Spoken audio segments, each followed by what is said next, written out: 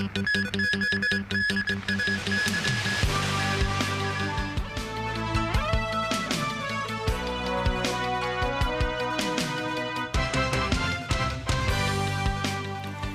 and welcome to TVB News. The 2023 District Council ordinary election has come to an end with a 27.54% turnout rate for the directly elected seats. Nearly 1.2 million people cast their ballots for these 88 seats. But because of a computer system failure involving the electronic voter register, the voting hours were extended to midnight, 1.5 hours later than usual. All the results for the directly elected seats were announced by around 8 a.m. this morning. Chief Executive John Lee expressed hope that the new councillors will help improve the district-level governance when they take office next year. The Democratic Alliance for the Betterment and Progress of Hong Kong emerged as the biggest winner, having secured more than 100 seats. That's followed by the Federation of Trade Unions. But some centrist parties didn't do as well. Jackie Lin with details. The first District Council ordinary election after the electoral overhaul. Following an overnight vote counting process, the full result came on Monday morning. For the 88 directly contested seats across 44 geographical constituencies, an overwhelming victory for the Democratic Alliance for the Betterment and Progress of Hong Kong, or DAB. It won 41 seats. The Federation of Trade Unions, or FTU, has the second highest number of seats, with 18 of its 25 candidates winning through.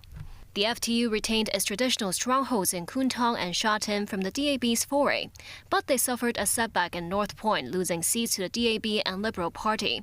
The polls at the newly established District Committee's constituency recorded a nearly 97% turnout rate among some 2,500 voters. The DAB again cruised to victory with nearly 90% of its candidates elected.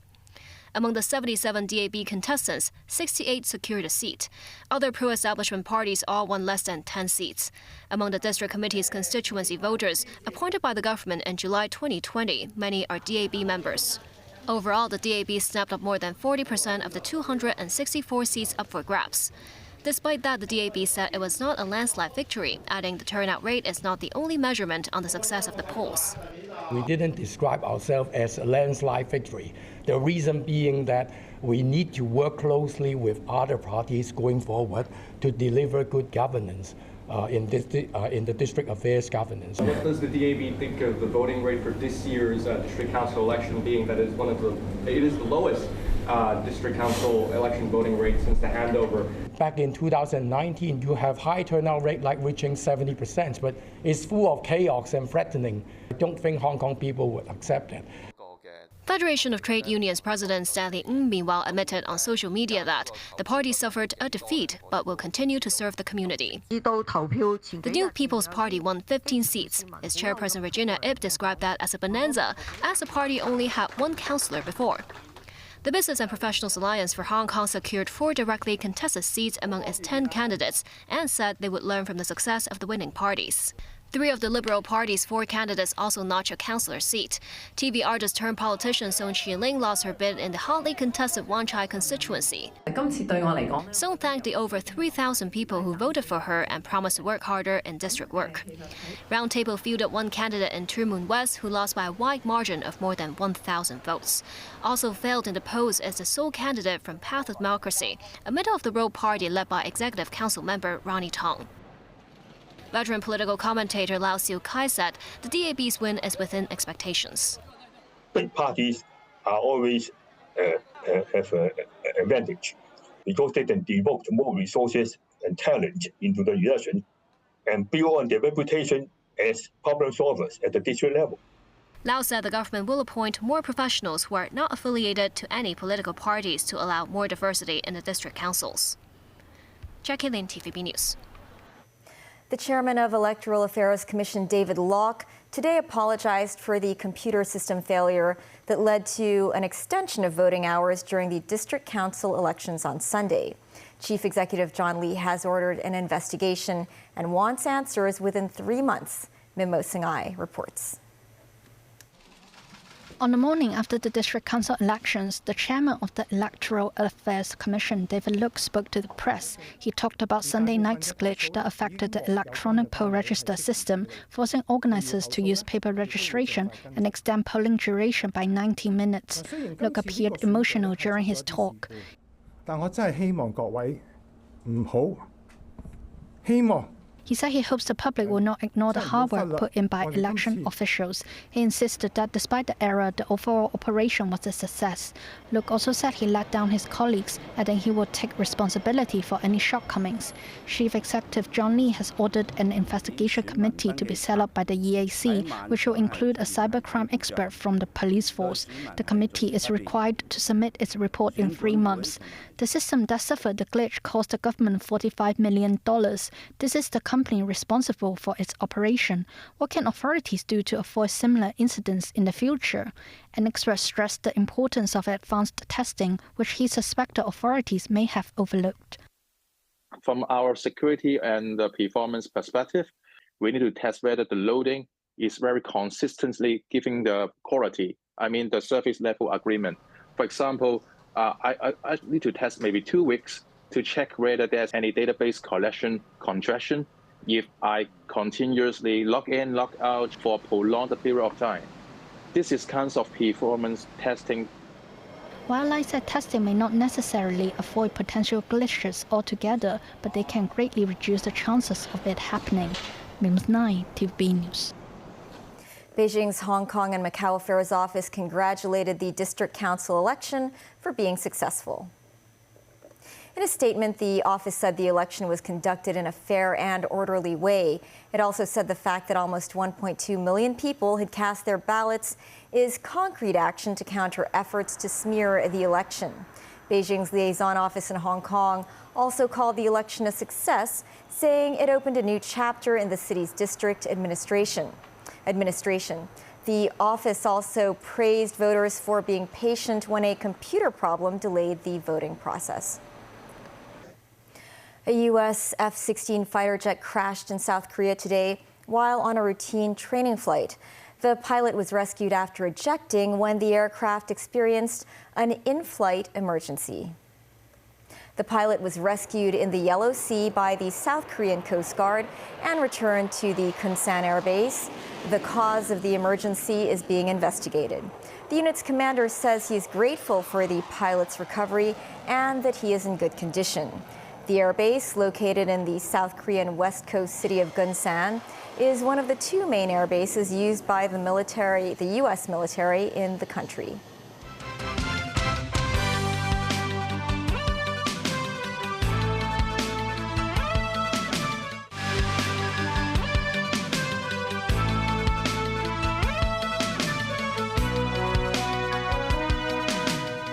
Welcome back to TVB News. New Argentina President Javier Milei was sworn into office in Buenos Aires on Sunday. The libertarian economist has promised wide-ranging and hard-hitting reforms. His first speech left the people of Argentina in little doubt that he plans monumental changes in a bid to turn around the failing economy. David Garrett reports. Even many of Javier Milei's supporters thought it would not happen. The 53-year-old waved to the crowd as he entered Congress to be sworn in as president of Argentina. The populist took the election last month, although seen as an outsider early on. Javier Gerardo Milei. He swore to carry out his duties loyally, patriotically and follow the Constitution. As he finished pledging the oath, cheers could be heard inside and out. He was handed the presidential sash by the outgoing leader. Excited supporters congregated to welcome their new man. Former Brazilian leader Jair Bolsonaro, who supported Milei on his campaign, congratulated the new man in charge. Milei has criticised current left-wing Brazilian President Lula da Silva. Ukraine President Volodymyr Zelensky was also there. Top Chinese politicians were conspicuous by their absence. Milei has vowed to reduce reliance on agricultural deals with Beijing. He also wants to replace the peso with the US dollar. The party atmosphere in Buenos Aires was quickly dampened as Milei told the crowd home truths. Si un país carece de reputación, There is no money, was his message. He said shock therapy was needed to halt rampant inflation. He said there was no alternative. The Economist plans not only to slash government spending, but also whole departments. Decadence is over, as he promised cuts to the public sector. As he travelled to the presidential residence in an open-top car, the populist looked every bit a statesman. Since his election, the outrageous, bombastic style has tempered, leaving some Argentinians wondering what kind of president they will get. The right-winger has already shelved plans to disband the health ministry. Despite saying climate change is a hoax, Milei sent a respected Green campaigner to COP28. Milei is a liberal, is a libertarian, and he believes in the market forces, and the market demands to include adaptation measures to address climate change. Whether it is the chainsaw-wielding maverick of his campaign or a more refined statesman, time will tell. Either way, it will be different. This was a first. He stopped his motorcade to greet a dog. The canine lover has vowed to keep spending on a tight leash and win back respect for Argentina. Milei says there's no time to waste. David Garrett, TVB News. The children of Iran's jailed Nobel Peace Prize winner Narges Mohammadi collected the award at a ceremony in the Norwegian capital Oslo on Sunday. Her twins read from a speech Mohammadi had written from her cell at the Evin prison in Iran. The activist wrote that the Iranian people will ultimately overcome authoritarianism imposed by a government that has lost its legitimacy and public support. Mohammadi said continued resistance and nonviolence were the best strategies to effect change. The prize includes a gold medal, a diploma, and a check for 11 million Swedish crowns, which is equivalent to about $1 million US. Mohammadi, who was awarded the prize in October, is serving multiple sentences on charges, including spreading propaganda against the Islamic Republic. She is also against Iran's mandatory law requiring women to cover their heads with a scarf or hijab. Police today took a 52-year-old woman who was arrested over the weekend on suspicion of murdering her husband to a Tai Po village for a crime scene reconstruction. The suspect was taken to Chai Kek village, where the couple lived. She stayed there for about 90 minutes as officers collected evidence.